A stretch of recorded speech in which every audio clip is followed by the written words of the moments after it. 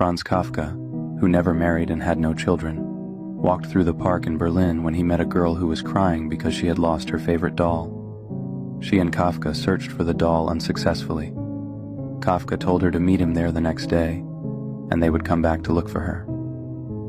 The next day, when they had not yet found the doll, Kafka gave the girl a letter written by the doll, saying, "Please don't cry. I took a trip to see the world. I will write to you about my adventures." Thus began a story which continued until the end of Kafka's life. During their meetings, Kafka read the letters of the doll, carefully written with adventures and conversations, that the girl found adorable. Finally, Kafka brought back the doll. "It doesn't look like my doll at all," said the girl. Kafka handed her another letter, in which the doll wrote, "My travels have changed me." The little girl hugged the new doll and brought her happy home. A year later, Kafka died. Many years later, the now adult girl found a letter inside the doll.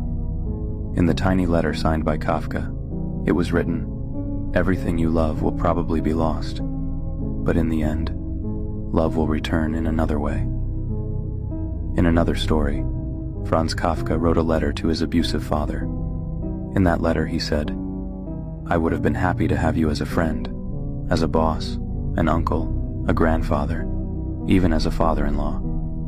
Only as a father you have been too strong for me, particularly since my brothers died when they were small, and my sisters came along only much later, so that I alone had to bear the brunt of it, and for that I was much too weak. We were so different, and in our difference so dangerous to each other, that if anyone had tried to calculate in advance how I, the slowly developing child, and you, the full-grown man, would stand to each other, he could have assumed that you would simply trample me underfoot, so that nothing was left of me. Well, that did not happen. Nothing alive can be calculated. But perhaps something worse happened. And in saying this, I would all the time beg of you not to forget that I never, and not even for a single moment, believe any guilt to be on your side. The effect you had on me was the effect you could not help having.